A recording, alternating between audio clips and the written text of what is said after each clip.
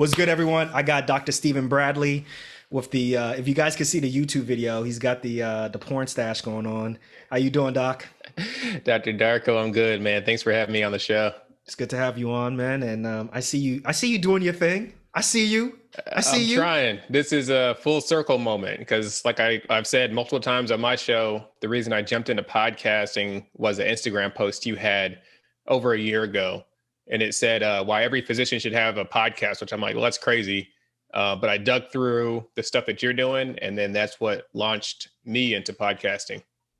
Okay. All right. Well, good. I'm glad that that message got through. I think there's still a lot of hard-headed doctors out there that they ain't listening, but I'm glad you took heed. And, since then, you've just been all over social media. And I wanted to have you on because, I think what you're doing is dope. I think what you're doing is pretty fly. So I said, come on and let's talk. Let's wrap a taste. Let's talk about you and learn a little bit about you. Let the audience understand, the little bit into your mindset and go from there, man. So, my man, where you from? It's a loaded question. So I'm a Navy brat. I was born in Philly. I only lived there for 2 or 3 years, Thank but goodness. I always claim Philly because then I don't have to say I'm from Florida. Okay. So my dad retired in Florida. We moved up and down the East Coast, Virginia, Rhode Island. We went out to the Midwest for a bit, Indiana and Memphis. And then when I was in high school, my dad retired in Jacksonville. So that's where my family is living currently. And then for me, I left there, went to grad school or went to college in Florida, went to grad school in Florida, and then medical All right, man, school at slow. Come on, Howard. man. Come on. Like, why you wait? College in Florida. What college you go to? So I went to religious school. Why It's are you super, holding super stuff? Why are small. you holding out, man? Come on, tell us where you went. So you went to religious school. Yeah, it's So you called. wanted to be a priest? I was going to be a music pastor, actually. Wait, you got to go to college to be a wait. Explain this. So you want to be a music pastor? Yeah, I went to Bible college. It's called Pensacola Christian College, a little 4-year religious school in Pensacola. Okay. So I was studying music when I first got there, and I was going to be a music pastor. I was going to join the military as a chaplain when I first started out. That was the plan. Really? Yeah, nobody knows. Yeah, I haven't really told this story, so you're digging out some skeletons, but That's what we do on plans Docs change, outside the and box, yo. So yeah, growing up, you just wanted to be in the church? I wanted to be in the military, but I Okay. also grew up in the church. But seeing my dad come home and wear his uniform and all that, it was always my goal and dream to join the military. And I thought I liked music. I could be a music pastor. I could be a chaplain, and that would fulfill both goals. Really? Wow. Okay, so where did medicine fit in all this? Let's. Oh man, so there I am at my religious school doing music ministries, music studies. I'm taking piano lessons. I had to take voice lessons. I don't sing, and so that was one of the most traumatic experiences was having to like take voice lessons and sing in front of people. But my good friend Ben, he was also a music major. His dad was an orthopedic surgeon, mom was a pharmacist, and I remember him towards the end of intern or towards the end of our freshman year, he switched his major from music to pre-med. And I remember sitting there thinking like, dude, why would you do that? That's so hard. You're going to have to work. And then it struck me what I just said, that here I am in college and I'm not trying to work because music was chill. Like I would practice a little bit. I'd get A's and B's. I wouldn't practice. I get B's. So I was just coasting. So when he made that decision, it kind of got me thinking like, well, what am I doing with my life? I'm not really applying myself right now. So then I went home for summer and I worked because I worked during the summers to pay for college. And I was doing high voltage electrical work. I worked construction for 4 years through like high school and college. So it just so happened that I was doing electrical work at Shands Hospital in Jacksonville, Florida, which is University of Florida's teaching hospital. Yeah. And my job as an electrician's helper, I'd go in to the sub basement of the hospital. So like the basement, then there's a sub basement that just has electrical transformers. And then when I got to the sub basement, I would pull up a grate in the floor and put on waders and go out under the hospital and run electrical conduit. And it was just like muddy water down there and blue and red Because that stuff crawfish. is in the swamps, right? Yeah. Oh, it was horrible, but it was interesting. Like alligators and stuff No alligators, but crawfish, and then God knows underneath what the else. Man, hospital. yeah, red and blue crawfish. Believe it or not. Okay. So then one day we were actually on the regular part of the hospital doing, putting in some lights. And I was in a physician's office and I saw the diplomas on the wall. I think he went to Harvard Medical School or something. And I'm like, okay, this is pretty cool. And the construction worker I was with, he's like, if I did it all over again, I'd be a doctor. And I was like, This is the second okay. time now you're hearing this. Okay. The second time. So I was like, all right, well, construction ain't it. I don't want to take voice lessons anymore. Music's okay. I really want to apply myself. So that's when I sat down and looked at the pathway. So I'm not much of a planner, but at pivotal times in my life, like I sit down and make a game plan. So I looked at going into nursing or going into medicine. And honestly, I didn't know if I was smart enough to get into medical school or to finish the courses, because I hadn't taken any high level science courses at this time. Wait, so how old are you at this point when you're making a plan? Probably 19, because I was about to start my sophomore year of college. Okay. So if I went into nursing, that would have been a guaranteed 4 years at this religious school, which is like a little crazy. And I was trying to get out of there real quick. So I switched into pre-physical therapy. So I got all the prereqs for medical school. Wait, slow down. So wait, why were you trying to get out of there real quick? What's up? Come on, talk to us about this. What's up? Break this down, man. What's going on? Pensacola Christian College. It was rated the #2 strictest school in the country. It's like how strict? What are we talking? You heard of like Liberty University? Like, are we talking about like Idaho no dancing? Like we talking Footloose? Yes. Are we talking like Mormons? Like you can't have girls over? Like what are we talking about? Yes, all the above. You know how like Liberty with a Falwell is like, super far right. Well, the people that got kicked out of my school went to Liberty. So at this religious school, there was like, you couldn't touch, like males and females could not touch. Okay. You got kicked out for being gay, or if they thought you were gay, they could kick you out. They thought you were gay? Code. If they thought you were gay, they would kick you out. Okay.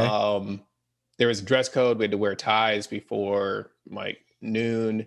Obviously there was Bible classes and stuff. So like every day or every semester you had to take a Bible class. The guys had to shave, and it was just kind of a very restrictive, super far conservative, red-leaning organization. Like all the things that we don't do anymore. Like if you're civilized, cultured, woke, well-rounded, like all that stuff just doesn't fly. So that's the culture that it was in. And it has to do with my religious upbringing, and the school was cheap for what it's worth. It was like $7,000 a year, tuition, room and board. So there's a lot of things that factored into me going into that school, but I was definitely trying to get out in the remaining 3 years. Dang, yo. The way how you make it sounds like the movie Get Out. But okay, so you graduated. I did, with a pre-physical therapy degree. What? Yeah. Well, sorry, a degree in pre-physical therapy. So okay, so then you took all your prereqs to get into med school? Yeah. Okay, so wait, hold on, because I think the thing that we didn't get was how you figured out, because I know you were going through nursing, you were thinking about pre-med. Tell us how you got to that point. Yeah, so pre-physical therapy was my backup plan. Like some people say you shouldn't have a backup plan for medical school, like it's all or nothing. I had a backup plan. And I totally agree with that, man. Yeah, if medical school wasn't for me, then I could slide into pre-physical therapy or physical therapy school. So I had all the prereqs. I did the shadowing. We had to do like 2 months shadowing a physical therapist. I shadowed a guy back home. I shadowed at the Andrews Institute. It was located in Pensacola, world-renowned orthopedic surgeon. I didn't really know that at the time.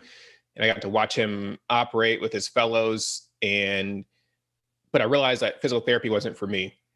And I was able to kind of pivot, again, sit down and plan, well, when can I actually apply to medical school?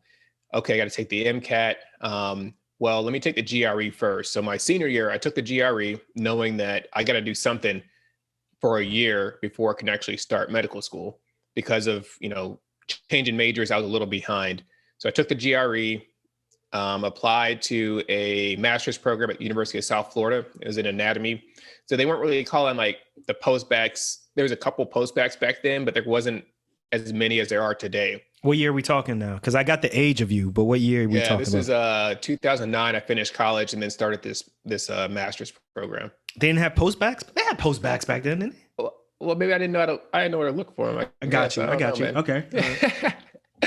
Proceed. I'm listening. Yeah. Okay. So then I went down to Tampa, and that was my first, the thing about my life is that I had so much exposure from my super religious upbringing to religious school. Then I went to a state school, University of South Florida, for a master's program, met some really good people. It was kind of like eyes were open, like, okay, this is what the real world is like. Um, Oh then, man, look at all these was applying. heathens going to Well, bed at like after midnight and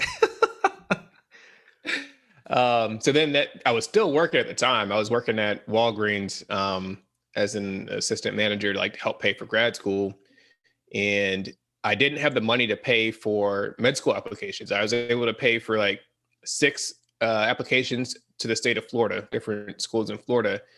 I was blessed to get a fellowship based upon my GRE scores that gave me some additional money and funded the rest of my master's program.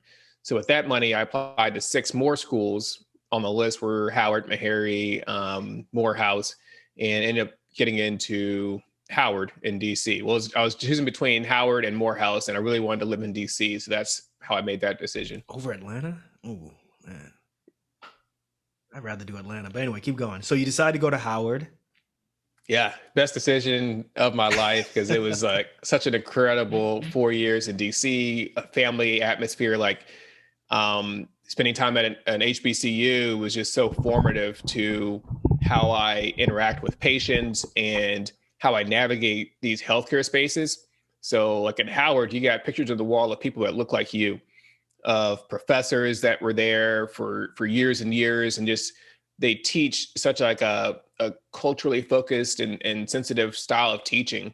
Then you go anywhere else, and those pictures on the wall are completely reversed, right? They're all white people. So Howard was an incredible experience, and it really grounded me in who I am and how I need to go forth and provide care to my patients. Mm, okay. Yeah, I had a similar experience going to Morehouse for my residency, and very transformative. Taking care of indigent patients at Grady Memorial Hospital. And sharing a hospital with Emory University, and just not only Yeah. from a competitive standpoint, but just from a historical standpoint. Like people don't understand the whole concept of being at a HBCU versus going to a predominantly white institution. Not to say one is better than the other, but it's just a different type of experience. And I went to Lehigh University for undergrad, and I went to Kansas City University of Medicine and Biosciences, and then having that residency experience really for me was like a great mix. So Yeah. I definitely hear what you're saying. So from there, from Howard University, you decided that you wanted to go into anesthesiology. Yeah, yeah. I don't know if you're following this. My story's all over the place. It's so hard to like just pick up and go with it. Um, I went into anesthesia. I didn't know what I wanted to do. So my goal was to get into medical school, period. So I got in, I finished my first semester. I remember Oh, so I that was like cleaned out. that was the end goal. Like you didn't even care That what was you it. became. No, I didn't know. All of a sudden I'm surrounded by people that knew that they wanted to be orthopedic surgeon. Like I said, I wanted to be an orthopedic surgeon because that's what I saw when I shadowed James Andrews.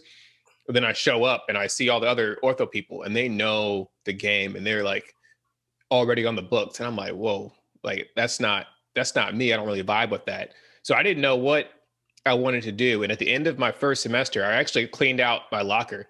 And I was like, I don't know if I'm coming back because I just don't know where to go from here. I've accomplished my goal. Yeah, but you I got don't a know if whole I year fit of student in. loans. Weren't you kind of like, I better continue? Because, That thought came after, like fam, once I got home. I just I was remember about to I say. cleaned out my room, walked down Georgia Avenue, went home. I was like, well, I don't know what to do next. But thankfully, I came back. Obviously, you're right. Student loans were a big factor.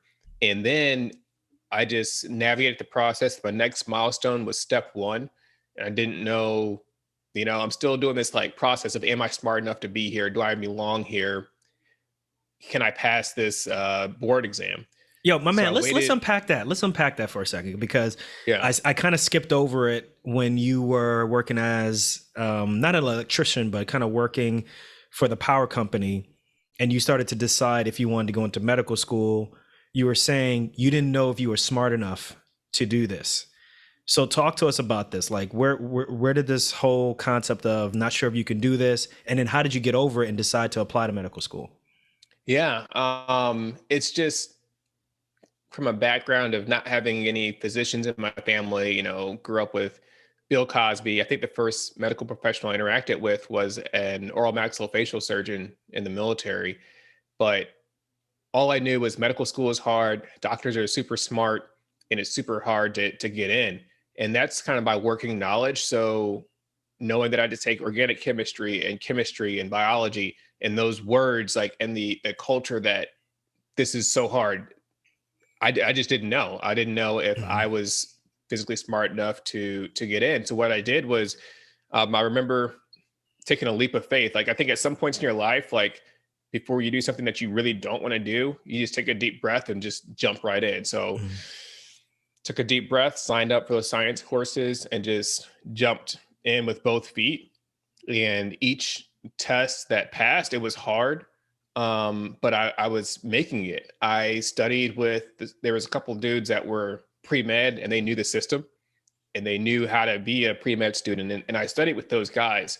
And I remember I still felt like a failure because I would make 88s, 92s on the test, and they would make 98s, 99s, 100s, So whatever you was bonus doing okay. points. It's just that you was with people who were above average, But above the curve. Yeah. yeah, and I had no idea for about a year and a half.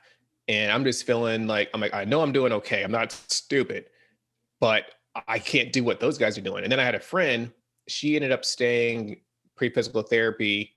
And she was like, dude, you're like one of the smartest people in the class. I was like, what are you talking about? And she's like, no, like, you're up there. And I made it to that percentile where, those three guys were the smartest. Well, I was number four, or that had the best grades. I was number four.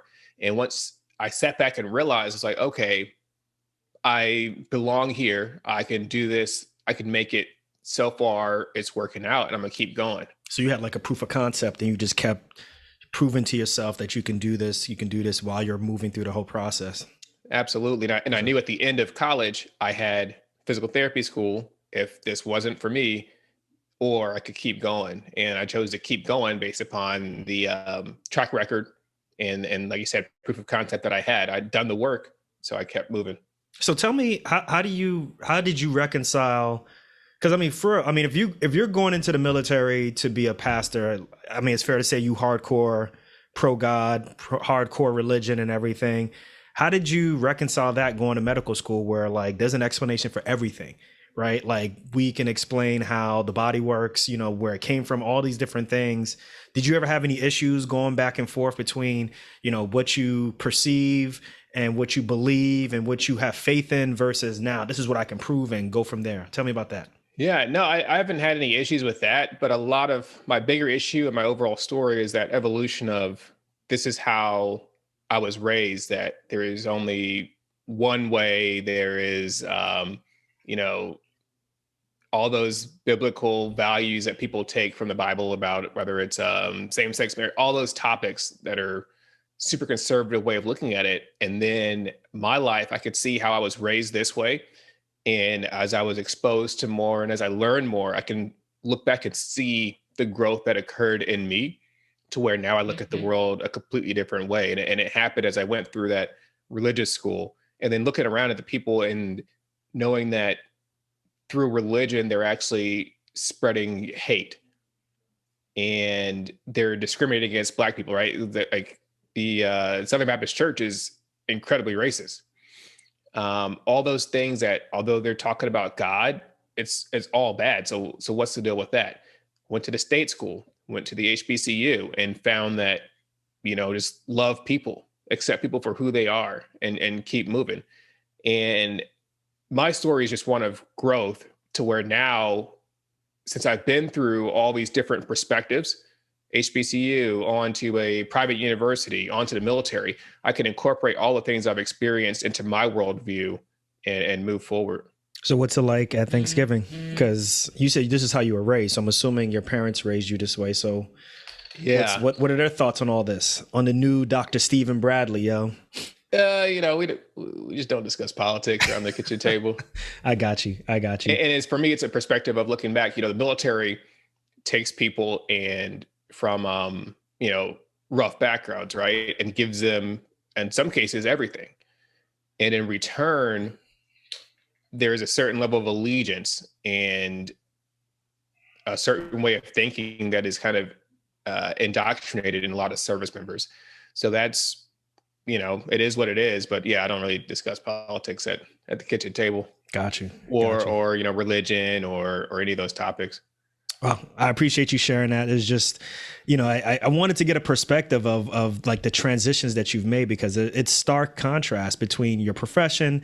And then I can imagine, what I'm saying? Like it's a stark contrast between, how you were raised and what that means in terms of family and so forth. So thank you for giving us a little bit of a window into that. So let me see if we can come back on this, you're transitioning now. Now that you are deciding that you don't want to do orthopedic surgery, how did you get to the point where you wanted to be an anesthesiologist? Man, so I waited till I got my step 1 scores, and again, proving myself, because I always have a plan B. So I sit down and I look at what is the worst option, and absolutely no shade to any medical specialty, but there's the culture and the concept that, oh, family medicine is terrible and nobody wants to do it. So as a second year medical student, I said, well, I got serious family medicine envy right now, though, actually, to put it right out there. And like the things now, I'm like, damn, I should have went into family medicine. But I did great. You keep going. So as a second year medical student heading into it, I said, well, what is the one thing that I would be quote unquote disappointed in if I had to match it to it? It's like, okay, family medicine. Again, I apologize. This is me as a second year medical student thinking. So what did I do? I joined the family medicine interest group, and I looked at all the things that family medicine had to offer, the different ways you could practice, and I learned to love it. And I said, you know what? I can't lose right now. There is any specialty, no matter what my step 1 score is, if I match it in family medicine, I'll be happy. If I, can match it in neurosurgery, I can be happy. But I took losing kind of off the table, unless I failed the test, I guess. That was an option. That is, for not to cut you up, but that's a dope perspective, though. That's a really smart perspective, because I think that is a concept of, listen, it doesn't matter. I'm coming to medical school and I'm going to graduate as a physician. I'm going to take care of people no matter what. So you know how some people like, and no shade to them, and I know it's tough, like when they want to do one specialty and it's very difficult to do that, and they'll reapply and reapply and reapply and reapply and reapply. I at one point had known someone who was in one specialty, got kicked out for something not related to that specialty, but because of boards. And at one point was like working at like a gas station. And I was like, yo, fam, like, come on, like you can change specialties. Yeah. Like, does it really matter that you do this specialty? Like, dog, like you go be a doctor, like just go and do something else. That person ended up doing something else and is completely happy now. So that perspective, I think, is so refreshing, man. Like, it doesn't matter. I'm gonna be taking care of people. So I love it. Keep going, man. Yeah. So I would have been cool with family medicine. I took the board exam. I did okay. I looked at the range of scores. And then I was like, well, you know what? I'm going to see what I like as a third year. I don't know what I want to do. I had a buddy, a Nigerian friend who he was very financially minded. And he was like, oh, ophthalmology is cool. You make a lot of money and you operate sitting down. I was like, okay, that's cool. So I started my rotation, started in peds. Nope, don't like that. Went on to like OB. Nope, don't like that.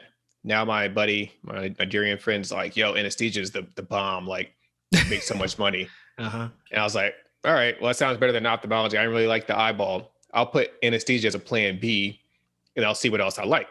So I made anesthesia plan B. It just so happened that the national conference was in DC that summer. So I went to the conference. What national conference? Come on, man. American Society of Anesthesiologists. Ah, okay. Got you. Okay. So one of the perks of being in DC or any of the big cities, those conferences come through. So I went there as a student. This is cool. Check plan B. Let me see what else is out there. Went through surgery. I actually like surgery a lot, but That's right. I forgot to talk about surgery. That's here. Right. But you do everything. Just to let you know, anesthesia as a surgeon. So you think you know anesthesia? I can intubate, brother. I can take care of critical care patients, brother. I just can't do that sevoflurane, halothane. But I could put people to sleep with propofol, fentanyl, my G. I could do all of that. Can you wake them up? Huh? But can you wake them up? They can wake up several days later when all that stuff gets through their system. I ain't got to reverse it. Let it reverse. No, I'm just messing around with you, man. But yeah, I love surgery. I loved trauma surgery. And when we went to the ICU, because at Howard, we rounded through the ICU, like we would cover patients in the unit and on the floor. And again, my classmates, everybody hated the ICU patients. I said, well, you know what? I'm gonna learn to love it. And I sat there and then I just got fascinated going in depth and knowing everything about the patients. Dr. Saram, he was this like little old Indian dude, looked like Yoda.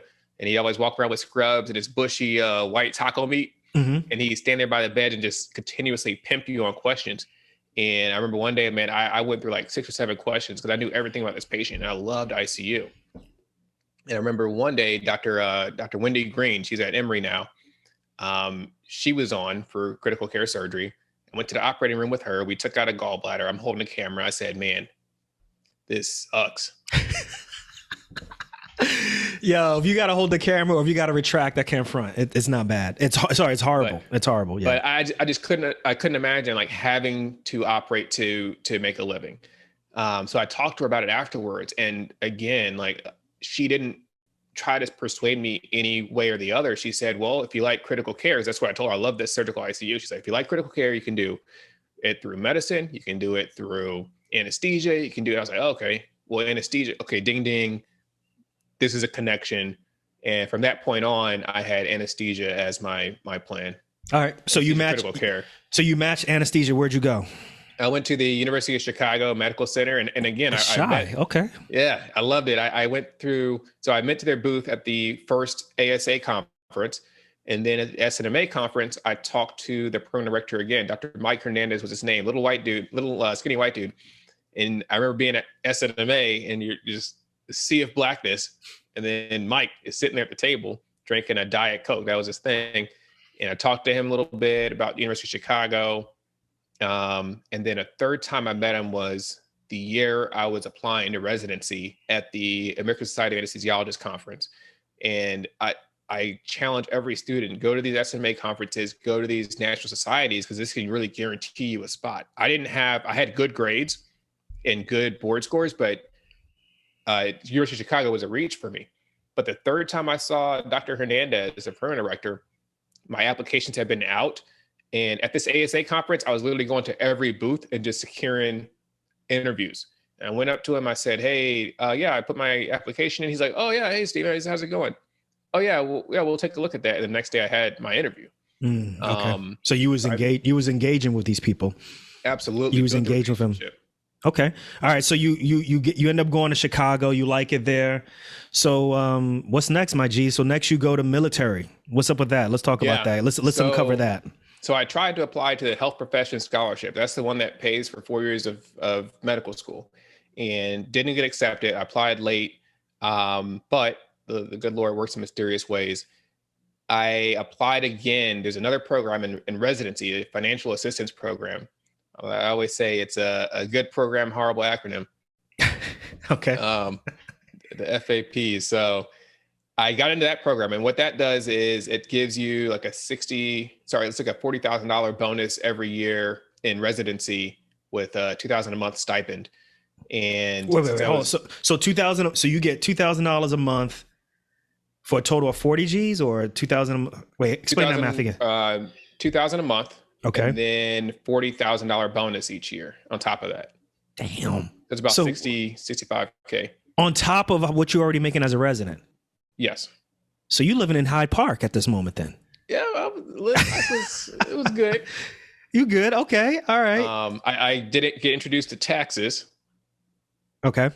So out of that 40K, I think I kept like 32 and still ended up paying some tax money back. But yeah, for 3 years. So why'd you want to do this though, right? Like was it because of kind of your upbringing and wanted to be in the military or? Absolutely. Yeah. My family history. So by this point, my dad had retired. My little brother had finished ROTC and came on active duty in the Navy. So it was always my dream it's a family business. So always wanted to join because of that. And this was the opportunity.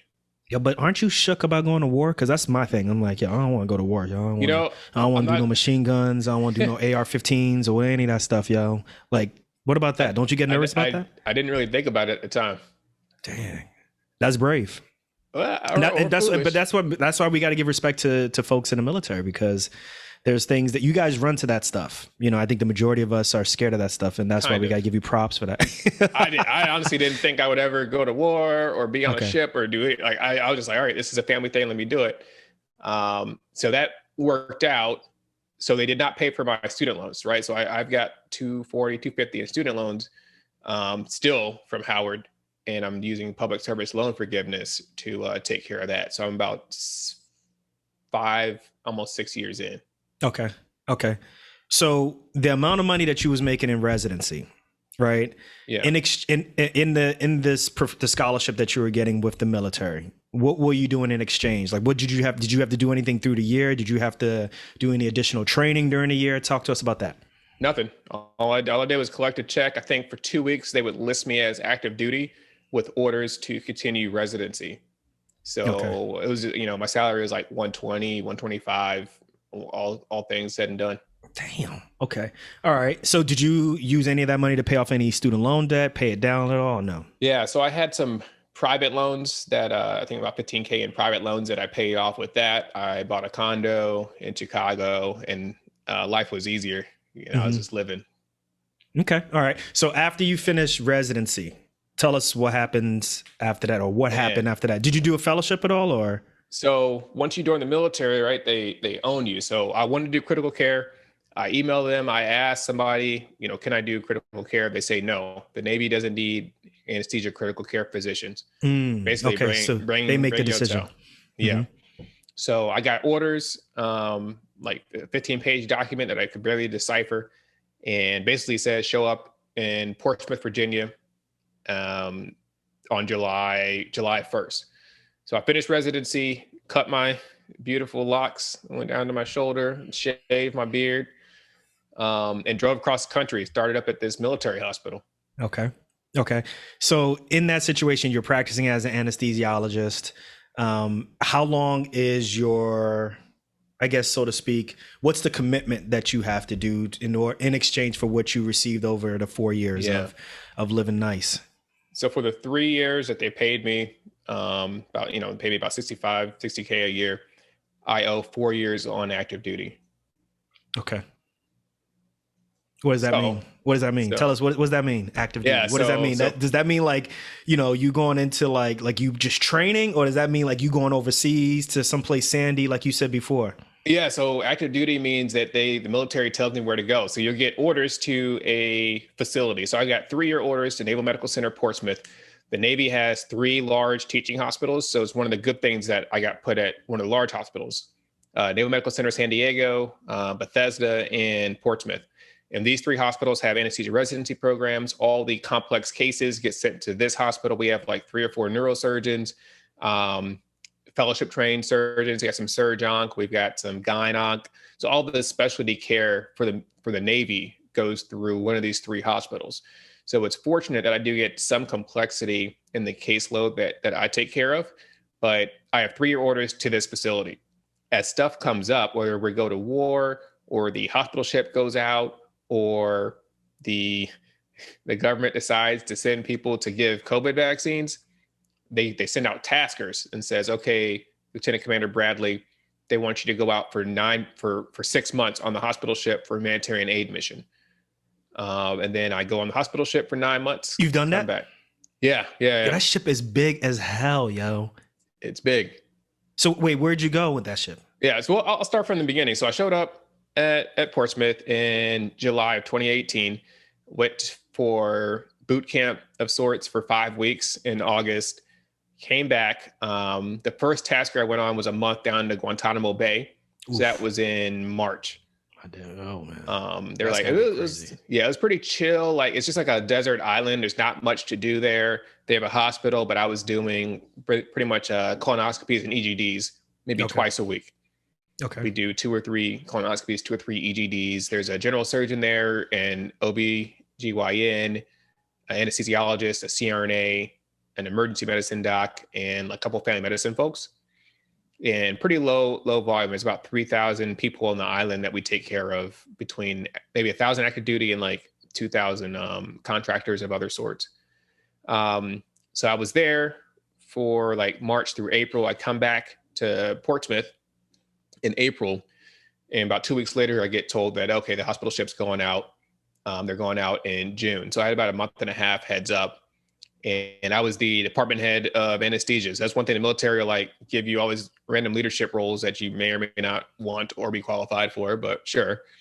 So I showed up on the ship and I had to like spin up all the rooms. We have 8 operating rooms on the ship, and checked out all the anesthesia machines, the equipment, and tried to plan supplies for the mission. And we were going to 10 different countries to do mission stops, and the plane was to operate on about 100 people in each country. So this is like almost, so there wasn't any type of major humanitarian like disaster going on. This is just the military saying like, we going on a tour to provide charitable work to people. Yes. And Gotcha. obviously this isn't the, my views don't represent the Department of Defense, but basically like there's a good book on like the economic warfare, but basically like when we piss off people down south or whatever the US government's interests are, this hospital ship is a good way to get good vibes and to gain alliances. So that's kind of like the big mission, the government mission. Right. Smooth things over a little bit. As a physician, Gotcha. you know, I'm just like, okay, we're going to go out and help people, but there's a reason we're going out there. Got you. Okay. I get it. So you still are in your commitment right now? Yeah. Got another year left. You got another year left. So right now you're in Virginia. Yep. Got you. Okay. So listen, let's get into this podcast, man. Like, where does all this kind of, because you're busy. How did all this podcast stuff kind of get started? Why did you decide to call your podcast the name of the podcast? Why did you decide that topic? Take us from there. Yeah. So after, reading your post, I started reading up on how to podcast. And I think the space that I wanted to fill was one of representation and mentorship for minority students, whether pre-med or med school or residents, because there's a knowledge gap that is lost between how to navigate the process. Or you see, a rich, successful doctor like Dr. Darko and like, man, this dude never struggled. He's got it all together. But then when you hear a story, you can identify, or you hear my story, like, Dr. Bradley, he doesn't even know what he's doing. He's just here. But you identify with that. That's the notion I got from you. So no, I'm just messing with you. But I do agree with what you're saying. Like oftentimes, whatever background we come from, it's very rare that people come back and reach out and tell people, yo, this is what happened to me. Like I was like literally, messing with crawfish, trying to put electrical wires down. No, for real though, right? There's value in that story. Actually, I put out an episode recently where I said that our biggest superpower right now is the ability to just tell our story.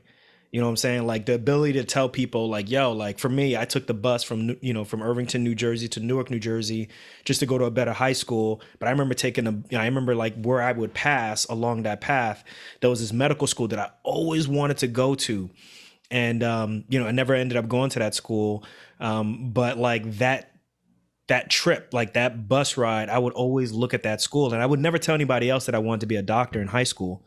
But those are the things that you share. And then next, people start writing in telling me like, yeah, I used to take the bus from Newark to like this part of New Jersey, or I knew someone who would go from Harlem to Newark, or, wherever in DC to this part of DC and stuff. And, there's that power in sharing the story that we don't do too often, right? Like we feel like, well, if I didn't like reach this huge, amazing goal, then my story ain't worth sharing, which is a problem. So I get what you're saying. Yeah, that's the space I'm trying to fill. And I think, the med influencers and social media, like they're glamorizing the journey. No shade on them. Like, take your pictures or whatever, but that wasn't my experience. Come on, Dr. Steven. I see you taking pictures, yo. Come on, yo. It's hard. I see you taking pictures, yo. Come on, yo. You got to get the views up. So, I do what I can. I got you. But yeah, so you can't encapsulate all of that in a social media post. No matter how good you are, that picture, whatever inspirational caption you have, just isn't going to tell the story. Like so the podcast, podcast is trying to fill that space. So I called it the Black Doctors Podcast. I feel like that was, that is what it is, and I've expanded it. I talk to doctors of all types, whether podiatrists or pharmacists, to get some perspective. And yeah, we've just finished up our first year. Congratulations. I see you making a lot of big jumps in terms of the numbers, because I pay attention. I look at the rankings and all that stuff. So, I just wanted to say congratulations. You had me on your show before, and it was fun. It was good. I see the topics that you're talking about also. I really, I like the space that you're filling, right? And I feel like, when you're talking to people, like you're actually having a conversation with folks. So I like that also. So, I'm interested though, because you not only interview doctors and different healthcare professionals so they can kind of talk about their path, but you also do this thing called like ethically sourced? Yeah, ethically Okay, sourced. tell us about that. What's the deal with that? Because that's really interesting.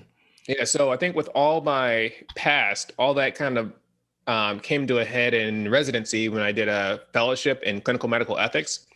And having that perspective and viewpoint really helps navigate these different ethical scenarios and dilemmas that we encounter with patients and other physicians and healthcare providers.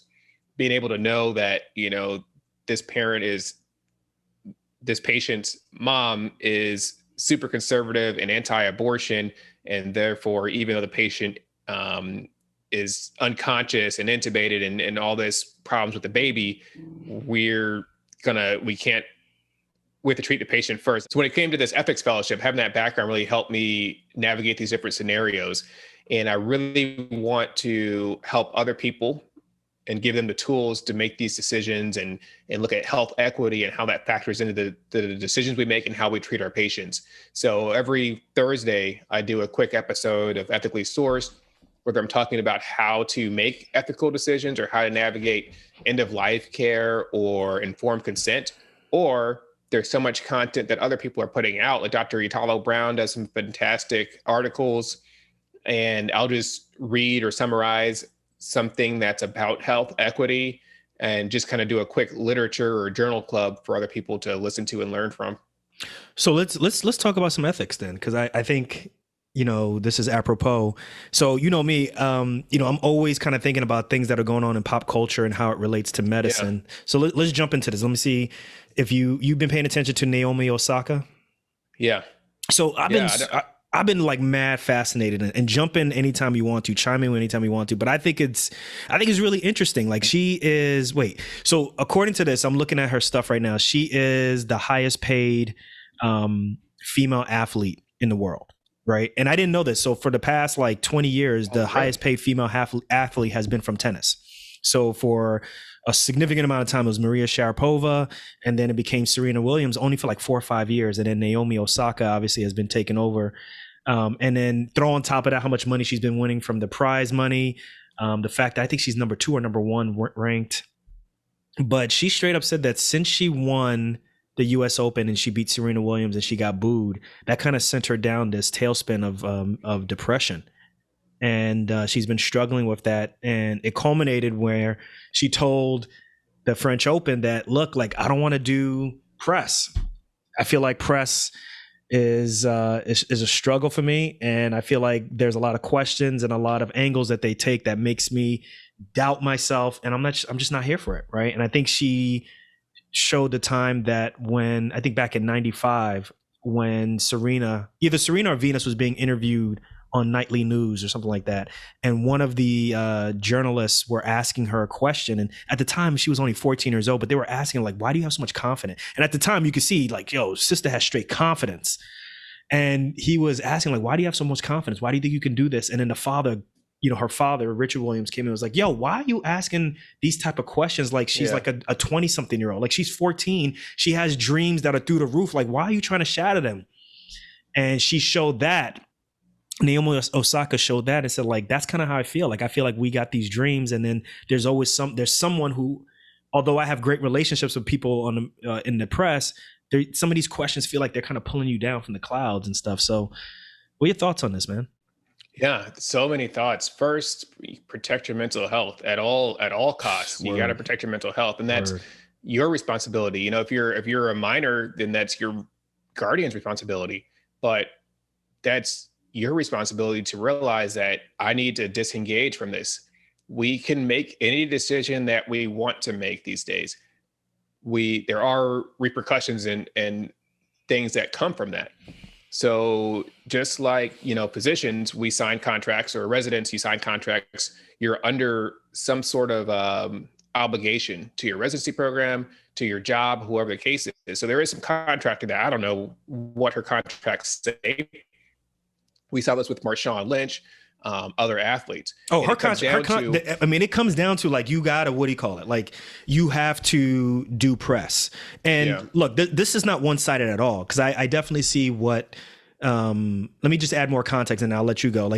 yeah. Like you have to be with the press because that's part of how that's how the public gets to view the tennis players, right? Because it's not like the WNBA or the NBA or the MLB where like there's like 80 games or 120 games you get to interview these people after every game. Like these grand slams are few and far between. So the public doesn't get a chance to get into the mind of the athletes.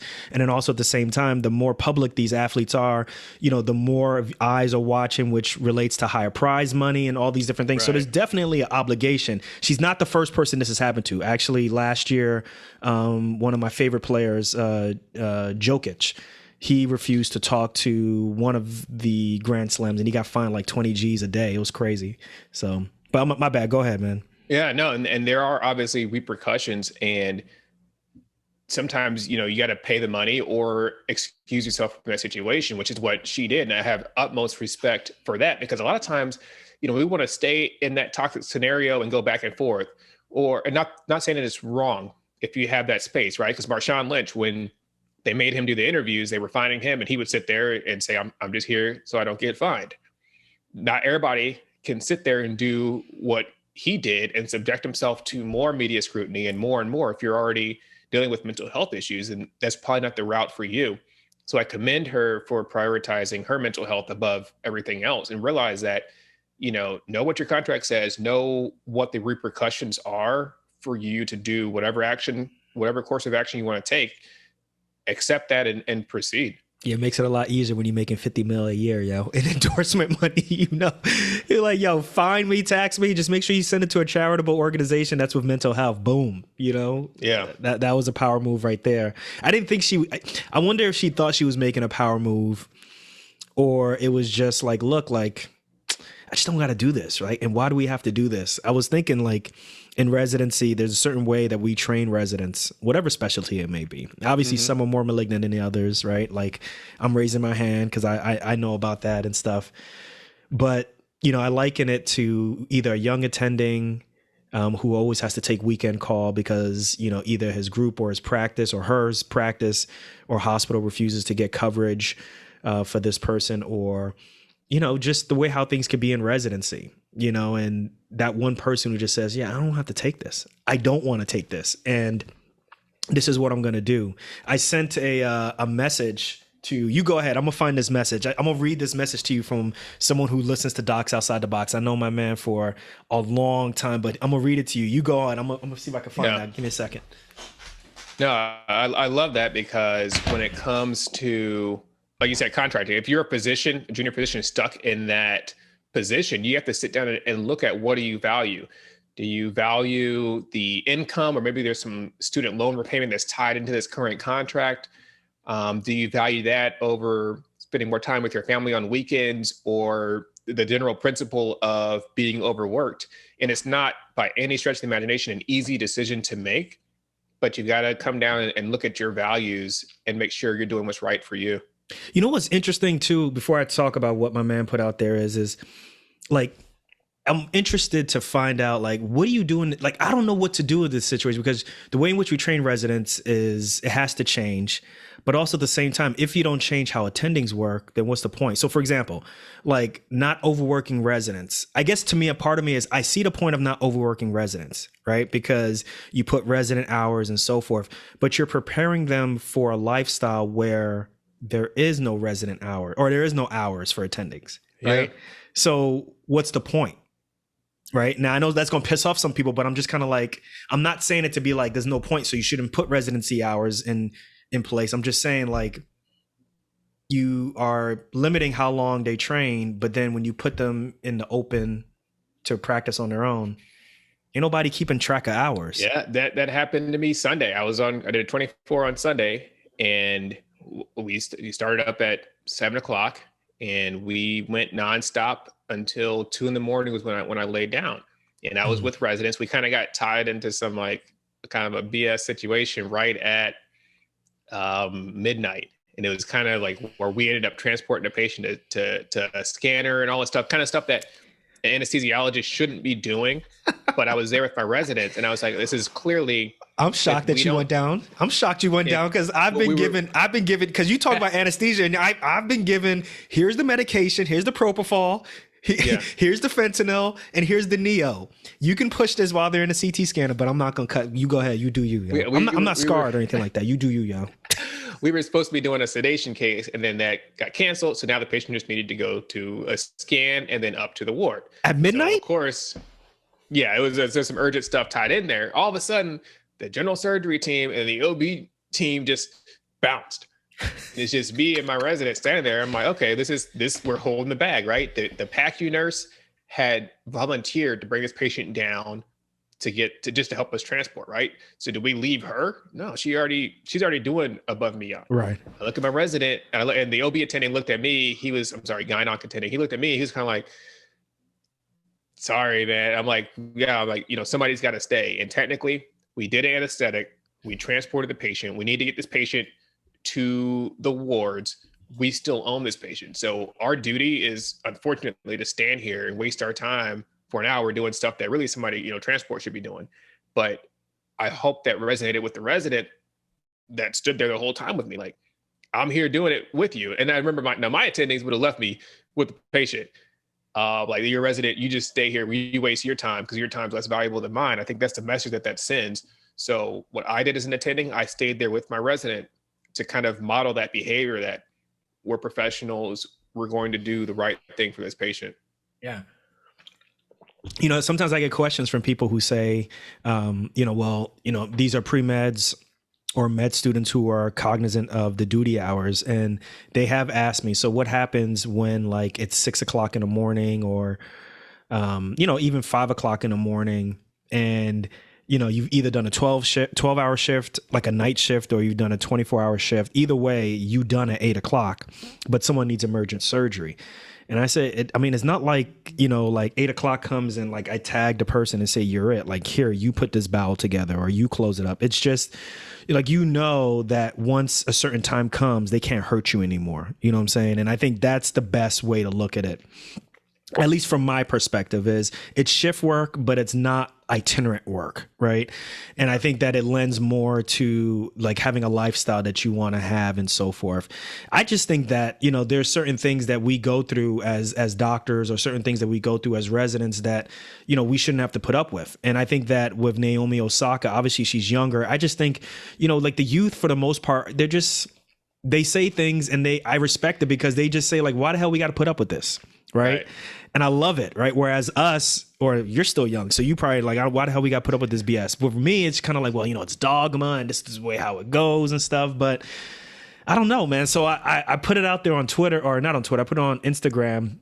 I talked about what if residents did what Naomi Osaka, and then this person said the trainees would all be fired by the Jerry autocracy of medicine for the vague charge of unprofessionalism, which is true. The attendings who step out of line will be replaced by APPs before you can say Jackie Robinson. Damn, that might be true.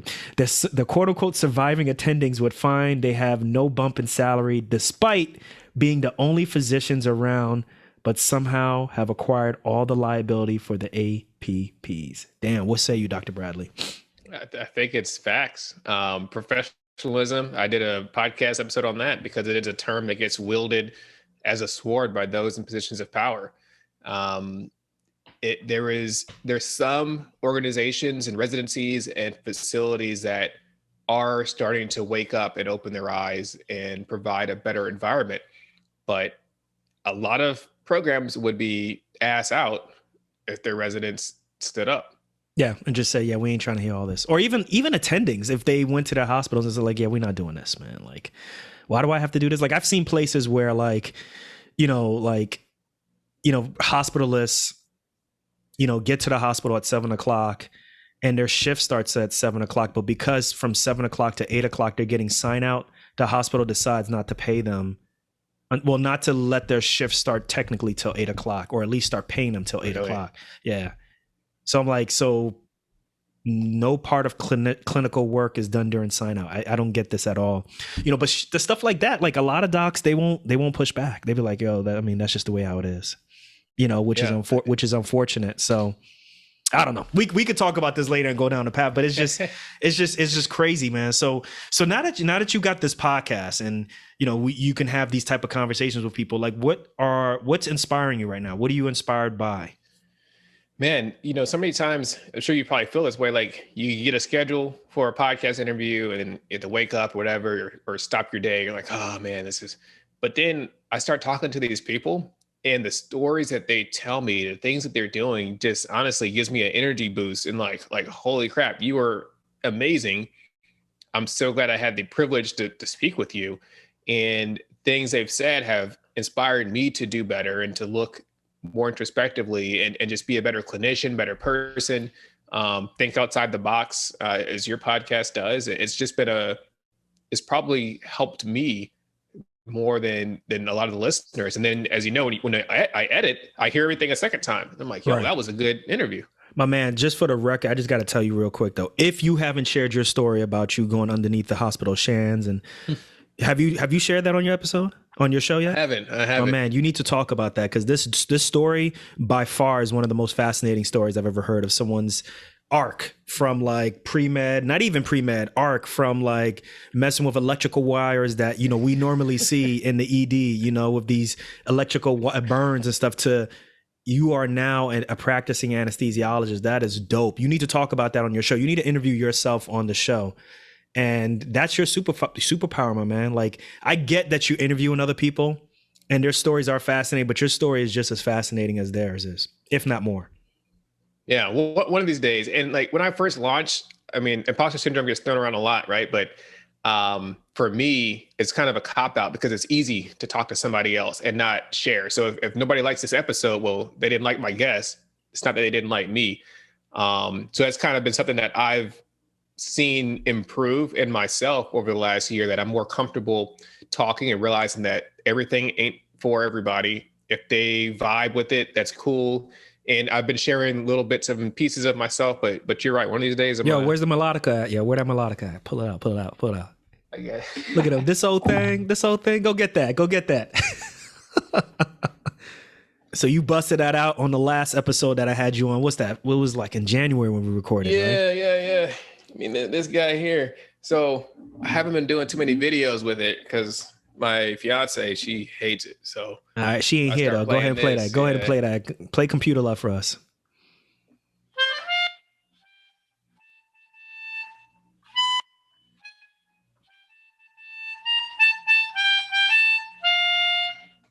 So guys, the way how I describe this, if you're not listening, or excuse me, if you're not watching the YouTube video of this, it literally looks like Dr. Bradley's on a respirator. Imagine if the tubing was connected to a piano.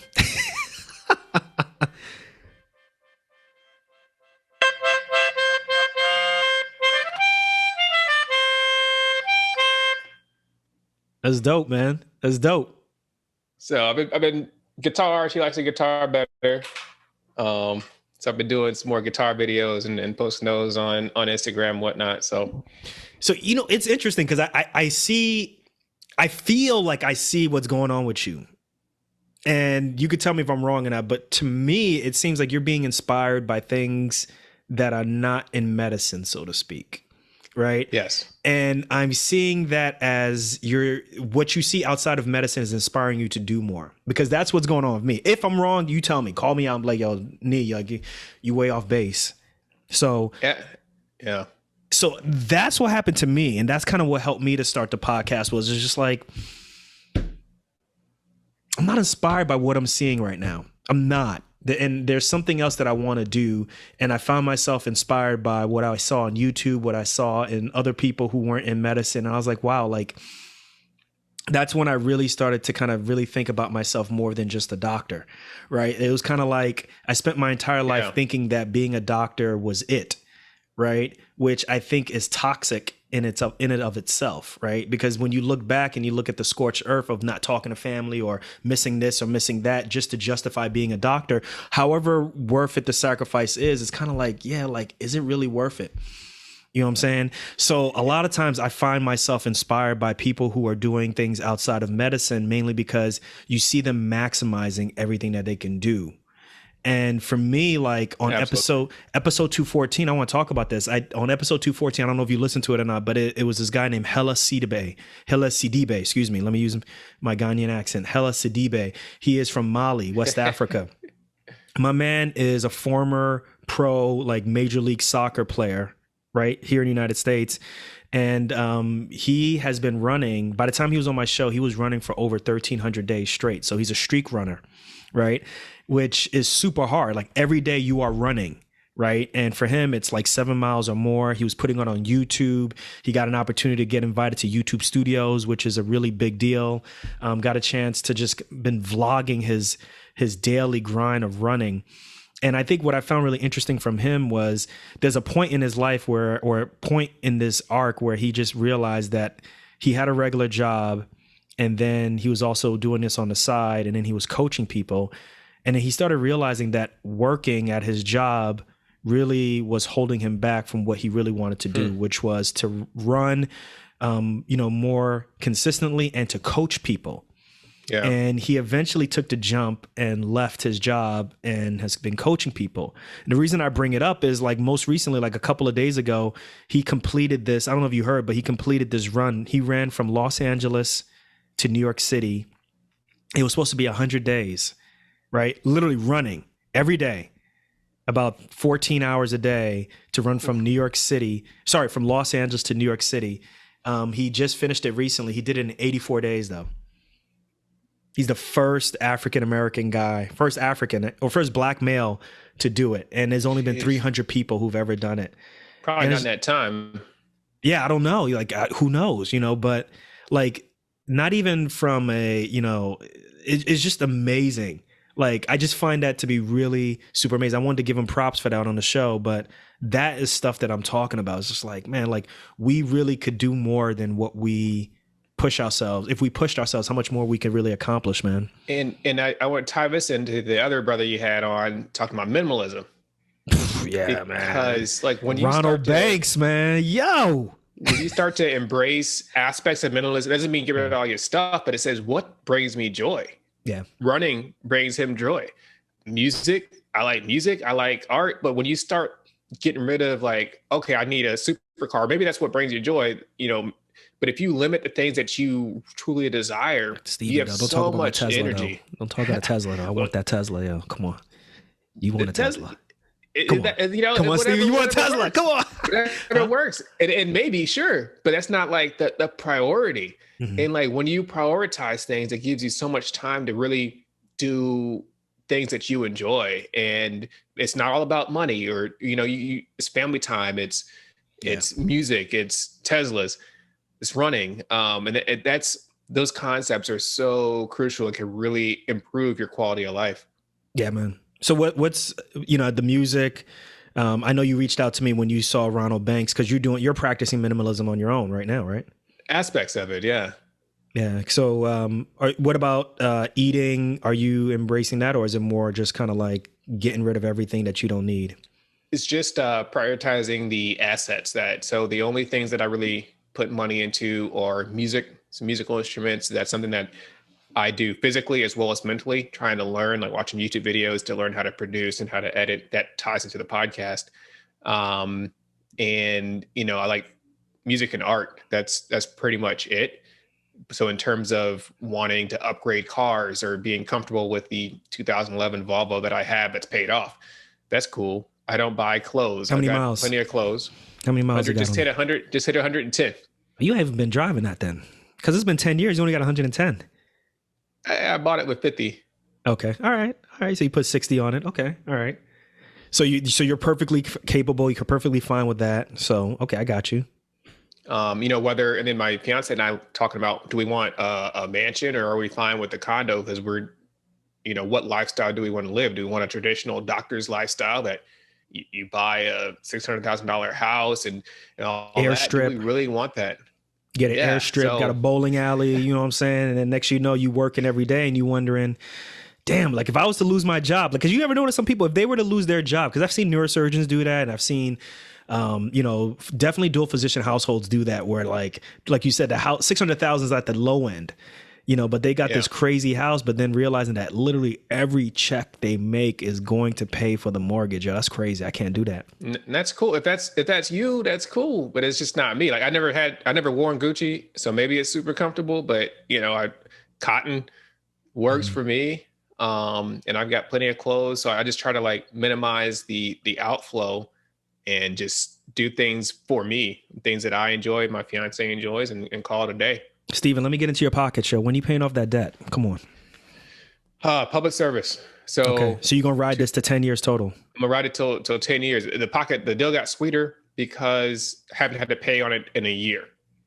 Okay. So the time in service counts. So I'll finish up in the Navy and then I'll owe 3 additional years. I'm gonna do a year of fellowship. So then after that I'll do 2 years of academics. And but then you definitely gotta go to a nonprofit though, right? Stay at VA, or I want to stay at academic medicine for 2 or 3 years. So okay. All right. So I got to get into your pockets. That's how we talk. Because for me, I think that money and personal finance and all that stuff in your pockets, that's that sense of control. You see what I'm saying? But you got a plan though. You got a plan already, so it makes sense. That's what I'm saying. At least you got a plan. I know there's people who don't got a plan, and it's just like how do you leave? For me, it's just like how do you leave your life to this point where I get it, like that quote unquote security of medicine, but as we learned from last year, like unless you in anesthesia or critical care or something that someone will die if they do not get your services in like 5 hours to 24 hours, like you can be replaced. You know what I'm saying? So and even still, I mean, with APPs and other types of providers, the risk is going up. Yeah, my man, you need to do that on your show, yo. So talking about, was it the PAs want to be called professional? Was it physician associates and all that? That's something that I don't know. I don't have a I don't know. I don't have like an opinion on it. It just, to me, like I just look at it over, like how some people are like, oh, why are you gonna have PAs do this, and then you're gonna have CRNAs and then NPs do it. For me, it's just kind of like this has already been in progress for like the last 10, 20 years. Like medicine is not what people think like it's supposed to be. Like you are not supposed to look at medicine as an end all be all, right? Like you cannot put all your eggs in one basket anyway. Right. Yeah. The days of doing that in medicine are over. I'm not saying that medicine is not fulfilling. It is extremely fulfilling. The things that you're able to do and take care of and have change from a social perspective on all of these people's lives, you can still do that.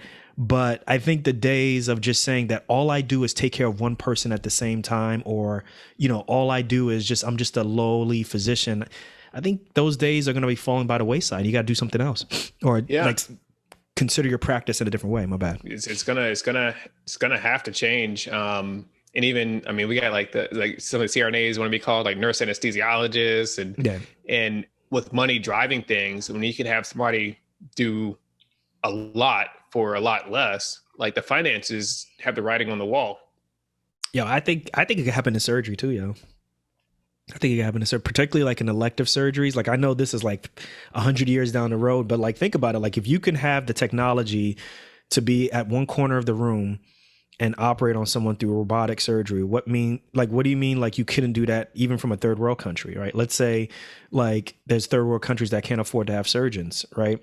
Granted, you could pay to have like a surgeon there just to make sure that there's no emergencies, but you could have like this master surgeon in a different country doing all of these complex surgeries. If you can do that, then why couldn't you have that here in the United States, right? So it's just... So the military is working on that. They've been working on that for years, because that would be great for battlefield surgery. That's kind of the concept that they've been pushing for, but the lags and connectivity had been an issue up to this point. So with 5G, hopefully that fixes that. And since you're giving up away secrets, what's up with these UFOs? Tell us what's the deal, yo. Come on, man, come on, Dr. Steven. Tell us what's up with the UFOs. Come on, yo. Come on. I know you know something. Come on. I tell you, but I have to kill you. Words like that. Okay. So can you confirm, or can you give us something? I know you can. Ask me in a year. Should we be scared? Oh, I don't know, man. People. Come on, Dr. Steven. Come on. Yeah. Ask me in a year. Why? What happens in a year? I'm done with the Navy. You can release secrets in a year? Look at him. So the All right, funny thing I'm gonna change the topic. I'll say this. The funny thing is, they talk about like operational security and secrets, but like literally, the military's got the worst operational security I've seen. Like they say that they'll tell us like don't. So when I went out on the hospital ship, they're like, don't post on social media where the conference going. And the next day, it was in the news because the promotions people, the public affairs officers, released the whole itinerary to the news. Okay, So they're telling us don't say like, okay. I got so you. You'll probably find out before I do. Let me put it that way. All right. Well, let me find out about these UFOs. But either way, listen, Dr. Steven, this was dope, man. It was really good getting for you to tell that story, man. There's a lot of things that we unpacked in this. I wasn't expecting. I thought this was just going to be a regular, Docs Outside the Box interview, and it completely went a different direction, which I think is better anyway. So listen, for all the folks who want to listen to your podcast or learn more about you, tell them how to do it, man. Sure. So again, I'm Stephen Bradley, MD. That's on Twitter as well as on Instagram. That's my page. And then I run at the Black Doctors Podcast. That's the podcast page on Instagram. There's also a website, the Black Doctors Podcast. Every Monday, we have new episodes where we have a story from a physician or doctor of color, underrepresented minority, just tell their story about how and where they came from and what they're doing. It's a really good way to learn about the different ways you can practice medicine, mostly from a clinical perspective, because I don't really do a whole lot from the outside the box perspective, but that's the podcast. And then every Thursday, there is an episode of Ethically Sourced, which talks about equitable care and making good ethical decisions to kind of help give us tools in our toolbox to help these patients that we encounter. Super dope. Boom. There it is. Dr. Stephen Bradley, yo. Thanks for coming on Docs Outside the Box. My man, I think we got to do this again, man. I'm telling you, we got to do this again. For sure. I'm here.